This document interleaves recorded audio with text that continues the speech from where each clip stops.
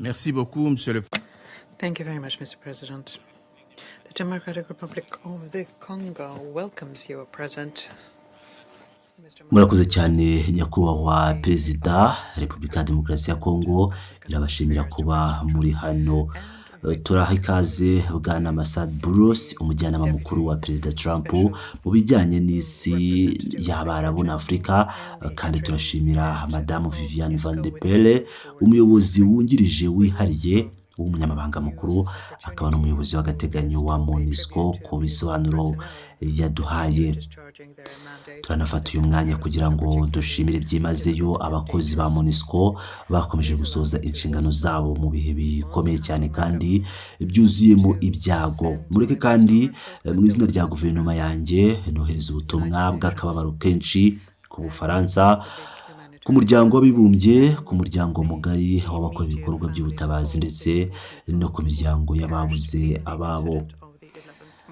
Ku bantu bane bitabye Imana mu byabaye ku wa 11 Werurwe 2026. Abo barimo Madame Karine Buse, umufaransakazi wakoreraga UNICEF wari waritangiye ubuzima bwe mu gukorera inyoko muntu ndetse n'abandi banyekongo batatu. Guverinoma yanjye irakurikiranira hafi cyane uko ibintu byifashe kandi iperereza rirakomeje. Dufite intego yo kumenya neza impamvu nuko byagenze byateye isanganya ryabereye i Goma, ubu iri mu maboko ya M23 ishyigikiwe n'u Rwanda. Ku ruhande rwa Repubulika Iharanira Demokarasi ya Kongo, kurengera abasivili n'abakozi b'ubutabazi bikomeje kuba inshingano y'ibanze idahinduka. Nyakubahwa perezida, sinifuza gufata ijambo muri iki gihe cyane cyane nyuma y'uko hatanzwe itangazo rya A3 natwe twifatanyije naryo, ariko nyuma yo kumva ibyo uhagarariye u Rwanda yavuze, numvise ngomba kuvuga amagambo make mu izina ry'igihugu cyanjye. Dushyigikiye byimazeyo itangazo rya A3.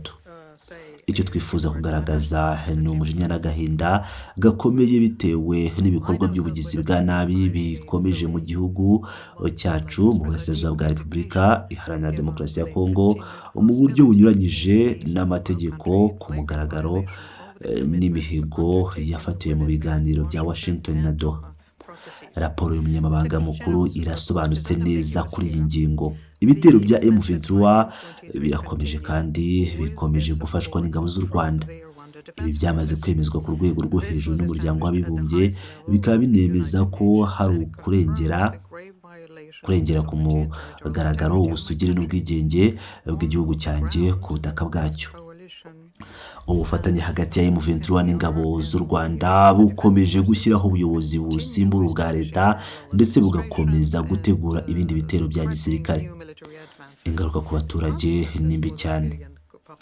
Amagana y'abasivili barishwe, harimo abagore n'abana, miliyoni z'abantu bavuye mu byabo. Hanagaragaye ihohoterwa rikomeye ry'uburenganzira bwa muntu. M23 yagaragajwe nk'umwe mu bakuru babigizemo uruhare, cyane cyane i Goma, i Bukavu ndetse no mu bindi bice byose biri mu maboko y'ingabo z'u Rwanda. Icyizere cy'ubuzima ku banyekongo cyagabanutse kugera ku myaka 24, ibintu bisa na jenoside nyayo, kandi ntibikwiye gufatwa nk'ikintu gisanzwe. Ibi si ibintu byoroheje, ahubwo ni ukurenga gukomeye ku mategeko mpuzamahanga ndetse no kugerageza guca intege ububasha bw'inama y'umutekano. Mu rwego Repubulika ya Demokarasi ya Kongo irasaba ishyirwa mu bikorwa ryihuse kandi ryuzuye ry'umwanzuro w'1773, cyane cyane isaba ko ingabo z'u Rwanda zihita zikurwa ku butaka bwa Kongo ndetse no guhagarika ako kanya imirwano ikorwa na M23. Kubahiriza ibyemezo by'inama y'umutekano si amahitamo, ni itegeko rigomba kubahirizwa. Turongera gushimangira akamaro gakomeye ka MONUSCO nk'inkingi y'ingenzi mu kurinda abasivili no kugarura ituze. Muri iki gihe uruhare rwayo mu gushyigikira gahunda yo guhagarika imirwano ni ingenzi cyane. uruhare rwayo muri gahunda ihuriweho no kugenzura no kwemeza ibyubahirizwa ifatanyije n'inzego zigenzura. Ni ingenzi cyane mu gutuma gahunda igira icyizere, kongera imbaraga mu ruhare rwa MONUSCO mu gukurikirana iyubahirizwa ry'agahenge. Ni ngombwa kugira ngo habeho umucyo, igenzura ryigenga ndetse no kubazwa inshingano ku mpande zose zibigiramo uruhare. Ni muri urwo rwego igihugu cyanjye gishimangira ko ari ngombwa ko MONUSCO ihabwa uburenganzira busesuye bwo kugenda no gukora aho ishaka hose, hakavanwaho inzitizi zose mu bice biri mu maboko ya M23 kandi igahabwa ibikoresho n'ubushobozi bihagije kugira ngo ishobore gusohoza inshingano zayo neza. Repubulika ya Demokarasi ya Kongo yongeye gushimangira ko yiyemeje gukomeza kugira uruhare mu biganiro bya politike biri gukorwa kandi ibikora mu buryo bw'ukuri n'ubunyangamugayo. Turacyakomeje kwitabira byimazeyo ibiganiro bya Washington na Doha ndetse n'izindi gahunda zose zo ku rwego rw'akarere no ku rwego mpuzamahanga zigamije kugera ku mahoro arambye.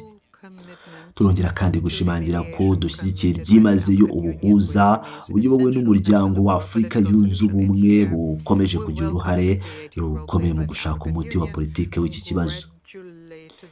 Turashimira uruhare rw'umuryango wa Afurika yunze ubumwe mu buhuza, tunashimira abahuza baturutse muri Togo kubw'imbaraga bashyiramo ndetse n'abandi bose bafatanyabikorwa n'abaterankunga babigiramo uruhare, by'umwihariko umuryango wa Afurika yunze ubumwe, Leta Zunze Ubumwe za Amerika, Qatar ndetse n'imiryango yo mu karere. Turahamagarira kongera imbaraga mu bikorwa biri gukorwa, gushimangira ubufatanye no guhuza neza gahunda zitandukanye no gukomeza gushyira igitutu ku mpande zose zikomeje kurenga ku masezerano no kutubahiriza ibyo ziyemeje. Repubulika ya Demokarasi ya Kongo kandi yishimiye ingamba zimaze gufatwa na bamwe mu bafatanyabikorwa mpuzamahanga, by'umwihariko umuryango w'ubumwe bw'Uburayi na Leta Zunze Ubumwe za Amerika, zirimo ibihano bigamije abafite uruhare mu guhungabanya umutekano w'akarere. Izi ngamba ni ikimenyetso gikomeye kandi kigomba kongerwamo imbaraga kugira ngo hatagira uwongera guhanirwa ubusa, bityo ihame ryo kudahana rikurweho burundu.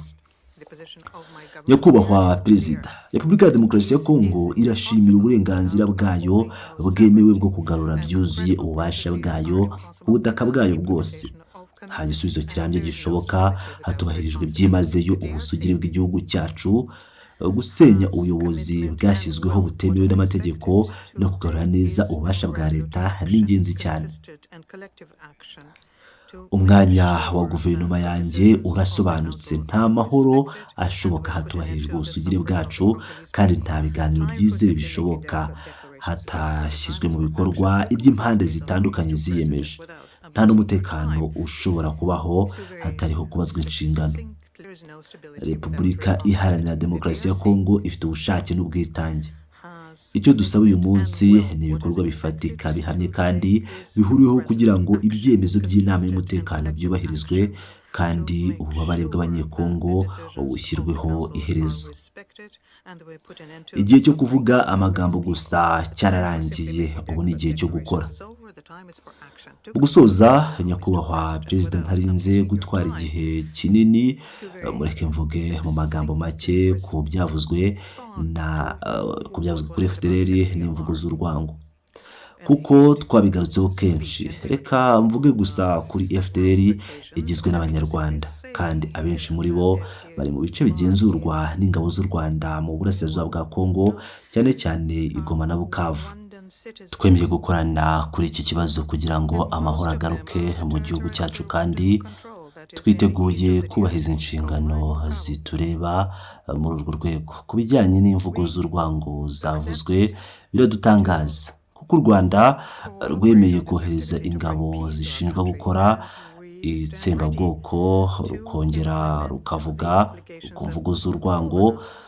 Ku bijyanye no gusahura umutungo kamere, byadutwaye imyaka 30 yose kugira ngo twumvishe inama y'umutekano k'amabuye y'agaciro u Rwanda rwohereza mu mahanga akomoka ku butaka bwa Kongo.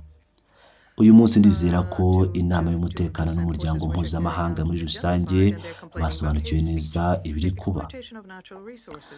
Nyakubahwa Perezida, sinongera kubatwara igihe, To ndabashimira. convince the Council that the minerals exported by Rwanda are exploited on the Congolese territory. And I think that today the Council has understood what is going on, and the international community as a whole as well. I think, Mr. President, I will not take any more of your time, and I will simply thank you. The representative of the